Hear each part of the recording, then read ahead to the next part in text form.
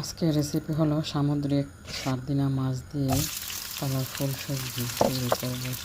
একটু ঝোল টাকা হবে, খেতে অনেক মজা।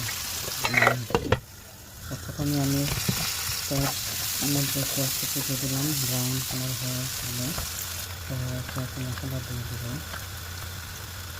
তো হলুদ গুঁড়ো, মরিচ গুঁড়ো যে যেরকম পছন্দ করেন আপনারা, ঝাল কম আপনাদের ইচ্ছে মতন দিতে পারবেন।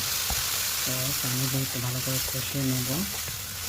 এখন আমি সেই সামুদ্রিক সার্দিনিয়া মাছ, একেবারে সার্দিনিয়া, বাংলাদেশের চাকুলিয়া মাছের মতন দেখতে, তো সার্দিনিয়া মাছ দিয়ে কষিয়ে নেব।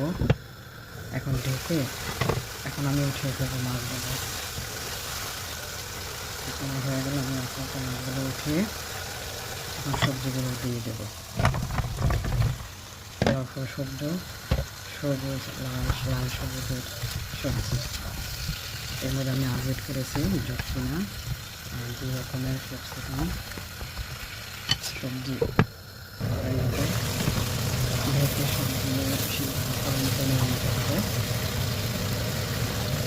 পানি দিয়ে দিলাম, আর একটু পানি লাগবে, আবার পানি দিয়ে ঢেকে সিদ্ধ হওয়া পর্যন্ত অপেক্ষা করব। এখন আমি ঢেকে দেব, সামান্য লবণ লাগবে দিয়ে দিলাম। এখন মাছগুলোও দিয়ে দেব,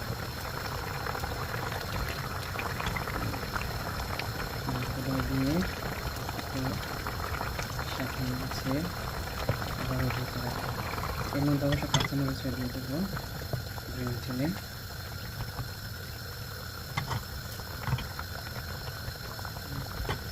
এখন আমি ঢেকে কয়েক মিনিট অপেক্ষা করবো।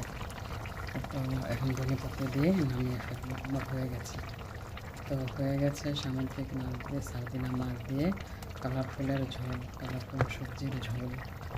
আপনারাও বানিয়ে খাবেন, গরম ভাত দিয়ে অনেক মজা খেয়েছি, অনেকে আমি। ভালো থাকবেন, আসসালামু আলাইকুম।